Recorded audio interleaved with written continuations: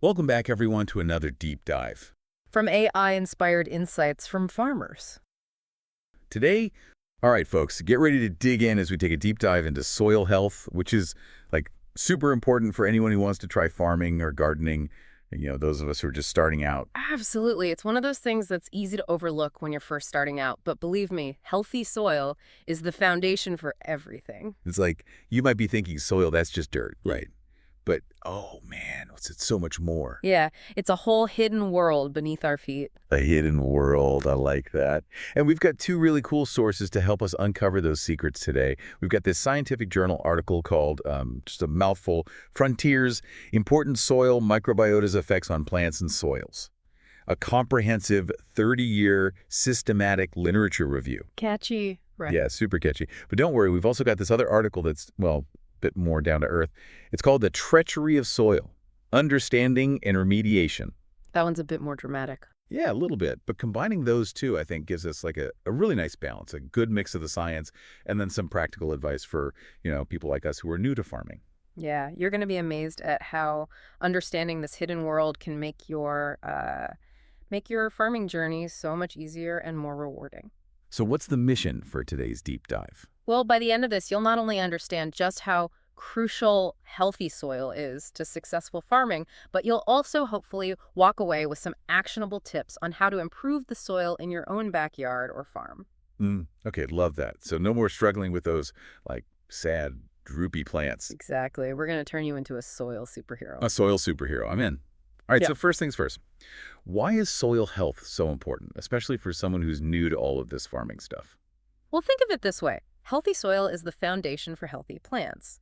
It's just like how we need nutritious food to thrive, right? Plants need healthy soil to grow strong and produce all those amazing fruits and vegetables. So it's not just about throwing some seeds in the ground and hoping for the best. Nope, not at all. Soil is a complex ecosystem, and how healthy it is, that directly impacts the health and productivity of your crops. Healthy soil, it provides those essential nutrients, it helps regulate water, and it can even protect your plants from those nasty pests and diseases. Wow. Okay, I'm starting to see how neglecting the soil could really lead to some problems down the road. Absolutely. You might see things like stunted growth, weak plants that are more susceptible to those pests and diseases we talked about, and ultimately, yeah, you end up with those disappointing yields. Okay, yeah, definitely don't want that. You've mentioned this word ecosystem a few times. What does that really mean when we're talking about soil? Well, it's not like that bag of potting mix you get at the store, right? Natural soil, it's teeming with life. Billions and billions of bacteria, fungi, archaea, all these Like microorganisms. a whole city down there. Exactly. They're like the unsung heroes of the soil world. Okay, hold on. Bacteria, fungi, archaea. That's a lot of big words. Can we break that down a bit, for those of us who are new to all of this? What are these microbes and what do they actually do in the soil? Sure, sure. So imagine, right? Imagine your soil is like this bustling city, and all these microbes, they're the citizens keeping everything running smoothly. Some of them, they break down organic matter, kind of like little composters, and that makes those nutrients available for your plants to gobble up. Like they're preparing a feast for the plants. Exactly. And then you've got others, they're working on building a stable soil structure, improving drainage, letting the air in, making it easier for those roots to grow. They're like the construction workers of our little city. So it's like all this stuff is happening underground that we don't even see, and it's all working together to support those plants we see above ground. You got it. And, just like in any city, the more diverse the community, the healthier and more resilient the whole thing is. Right, diversity is key. Okay, so let's meet some of those citizens. Tell me more about bacteria. What are they up to down there? Well, bacteria, they're definitely the most abundant. I mean, they make up a whopping 70 to 90% of all the microbial biomass in the soil. Wow, that's a lot of bacteria. Right. And they have a super important job. They break down organic matter, which releases essential nutrients like nitrogen, phosphorus, and potassium. Those are like the building blocks for plant growth. So they're like, I don't know, like tiny chefs whipping up delicious meals for the plants. I love that analogy. And get this, some bacteria are even capable of pulling nitrogen right out of the air and making it available to the plants. Oh. This is especially important for those legume crops, like your beans and peas. Wow, that's incredible.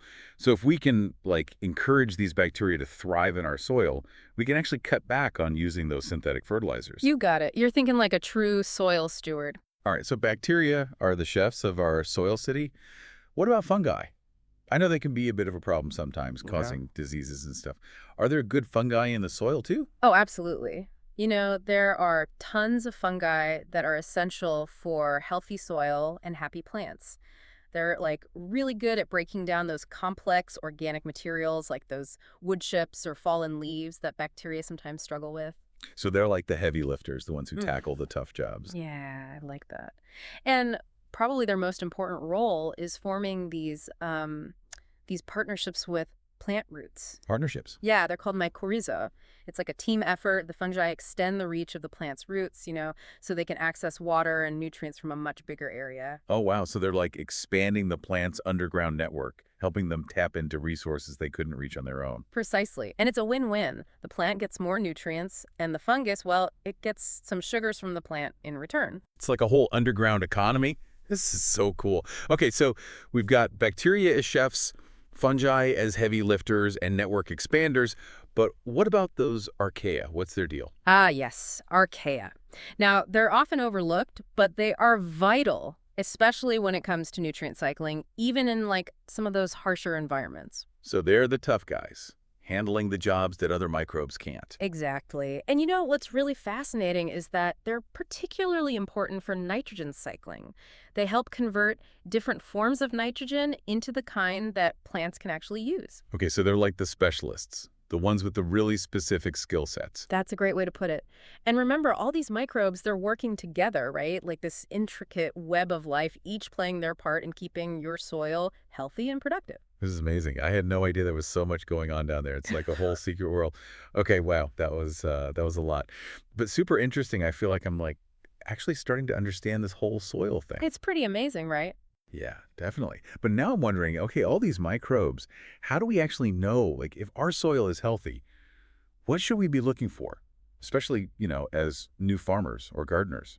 That's a great question. There are a few signs you can look for, both in the soil itself and in your plants. Okay, cool. So, like, what should we be looking for in the soil? Well, first off, you can look at the color. A good healthy soil, it's usually going to be like a rich, dark brown or even black. So the darker the better. Usually, yeah, but it also depends on, your soil type. Some soils are naturally a bit lighter, even if they're healthy.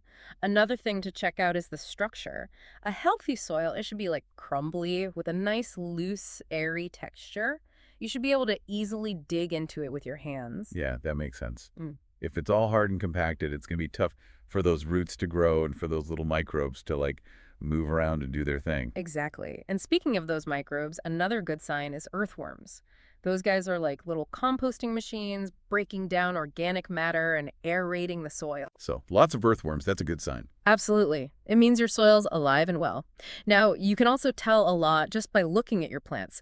Healthy soil equals healthy plants. If your plants are vigorous, if they've got strong stems and nice, vibrant green leaves, that's a pretty good indication that your soil is doing its job. Okay, that's good to know. So dark, crumbly soil, lots of earthworms, and happy plants. Mm. That's what we're aiming for. But what if our soil isn't quite there yet? What are some things we can do to, like, improve it, especially if we're new to all this farming and gardening stuff? There are actually quite a few simple but effective things you can do. Okay, less is more. In a way, yeah. And the best part is it's all about working with nature, not against it. I like that. So what are some of those strategies? Well, first and foremost, minimize tillage. Every time you till, you're disrupting that whole delicate web of life beneath the surface. You're basically like bulldozing that microbial city we talked about. So no more rototilling every spring. Ideally, yeah, you want to reduce tillage as much as possible. There are like no-till farming methods you can look into, which involve planting directly into undisturbed soil. Wow, okay. I'll have to check that out. Yeah. But even if you're not ready to go full no-till, just reducing how often you till and how deep you go can make a huge difference. Got it. Less tillage, happier microbes. What else can we do? Another really great tool is cover cropping. Cover crops are, well, they're plants that you grow not to harvest, but for the benefit of the soil. Like they're just there to help the soil. What do they actually do? Oh, they do a lot. They help prevent erosion, they suppress weeds, they add organic matter to the soil, which those microbes love. Plus, they can provide a habitat for beneficial insects, which is always a good thing. So they're like multitasking superheroes for the soil. But how do you choose the right cover crops? I mean, there's got to be tons of different kinds, right? Oh, yeah, there are a lot. Some are great for nitrogen fixation, others are better for breaking up compacted soil, and some are even like magnets for pollinators.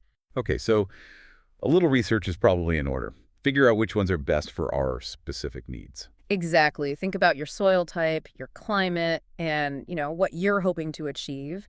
There are a ton of resources out there to help you choose the right cover crops, like online or through your local agricultural extension office. Got it. So we've got less tillage, we've got cover crops. What else? What other magic tricks do we have up our sleeve? Compost. Compost is like gold for your soil.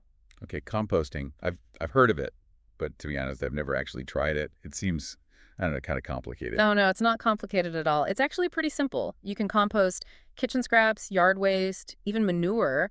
There are a bunch of different ways to do it, from just a simple pile in your backyard to like fancy composting systems. So it's a great way to like recycle all that stuff that might otherwise just end up in the trash, and it's good for our soil too. Exactly. And another great thing about compost is that it introduces all sorts of different microbes to your soil, so it really boosts that biodiversity and resilience we were talking about earlier. Awesome. Okay, so we've got less tillage, cover crops, compost. What else? All right, here's another one that people often overlook. Crop rotation. Crop rotation. Isn't that just for like big farms? Nope, not at all. Crop rotation can be beneficial for any size garden or farm. It's basically just planting different crops in the same area over time instead of planting the same thing year after year. Okay, so like switching things up. But how does that actually help the soil? Well, different crops have different nutrient needs and different root structures. By rotating them, you're preventing the depletion of specific nutrients in the soil. And you're also breaking pest cycles. Pest cycles. Yeah. Like, let's say you plant corn in the same spot every year, you're probably going to see a buildup of corn rootworm pests.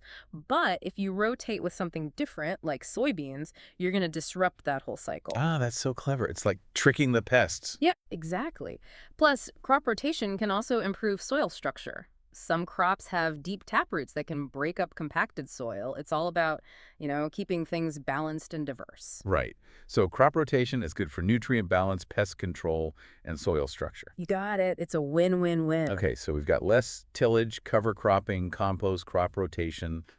Anything else we can do to like give our soil that extra boost? Well, there's also bio-fertilizers and microbial inoculants. Those are products that contain beneficial microbes that you can add to your soil. Okay, like probiotics for your garden. I've seen those at the store, but honestly wasn't sure what they were all about. Yeah, they're basically like giving your soil a targeted boost of those helpful microbes like nitrogen-fixing bacteria or mycorrhizal fungi.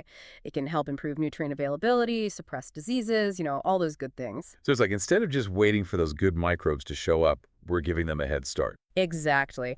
But it's important to remember these biofertilizers and inoculants, they're not like a magic bullet, right? They work best when you're already doing those other things we talked about, like minimizing tillage, Yeah. adding compost, all that good stuff. Right. It's all about creating that healthy environment for them to thrive. Exactly. It's all about like a holistic approach, working with nature. Yeah, I'm getting that. Working with nature, not against it. Oh, wow, this is a lot to take in, but it's super cool. I feel like I'm actually starting to like understand soil. It's pretty amazing, isn't it? This whole hidden world. Yeah, it really is. Thank But you. before we move on, I'm just curious, are there any common mistakes that, new farmers or gardeners tend to make when it comes to soil health? Like, what should we be watching out for? Oh, yeah, for sure. I think probably one of the biggest ones is just, focusing on symptoms instead of the root cause. And a lot of times that root cause is, unhealthy soil. Right. Yeah. So, like, instead of asking, why are my plants sick? We should be asking, why is my soil sick? Exactly. You see someone battling a pest problem and they reach for the pesticide, right? Or their plants are looking a little pale, so they just add more fertilizer. But that's not really solving the problem. Right. It's like putting a Band-Aid on a broken leg. Yeah. It might make things look better for a little while, but it's not addressing the underlying issue. And speaking of ignoring things, another big mistake is not getting your soil tested. Oh, yeah, soil testing. I know I should do that, but honestly, I've always been kind of intimidated by. Yeah, I get it. But it's really not as complicated as it seems, and it's so important. Okay, so tell me, why is soil testing so important? What does it actually tell us? Well, it's like a checkup for your soil, right? It gives you all this valuable information like what's the pH level, what nutrients are there, how much organic matter is in there, all that good So stuff. it's like a blood test for your soil. Exactly. It helps you understand what's going on beneath the surface so you can make informed decisions about what your soil actually needs. Okay, that makes sense. So instead of guessing, we can actually get some data to guide our decisions. Exactly. It takes out all the guesswork. Now, another mistake I see sometimes is people getting a little too carried away with amending their soil. Too much of a good thing. Exactly. They might add tons of compost or fertilizer thinking that more is always better, but it's all about balance, right? Right. We need to create that sweet spot for those microbes. Not too much, not too little. Just right, like Goldilocks. And lastly, I think one of the biggest mistakes, especially for folks who are new to all this, is simply not paying enough attention to their soil. They're so focused on the plants above ground that they forget about the amazing ecosystem happening below. Out of sight, out of mind. Unfortunately, yeah. But as we've been talking about, soil is so much more than just dirt. It's a living, breathing thing, and it needs our care. This has been an amazing deep dive. I feel like I've learned so much, and I'm honestly pretty excited to get out there and start working with my soil, not against it. Me too. It's so rewarding to see how even small changes can make a huge difference. And remember, you don't have to do everything perfectly right from the start. Yeah, it's a journey, right? We're all learning as we go. Exactly. And there are so many resources available to help you along the way. So for everyone listening, just remember, healthy soil is the foundation for everything. By understanding how it works and, giving it a little love, you can grow amazing things. I love that. Giving our soil a little love. Well said. All right, folks, that's it for today's deep dive into the secrets of the soil. Hitting that like button and smash that subscribe. We hope you learned something new, and we'll see you next time. Happy gardening, everyone.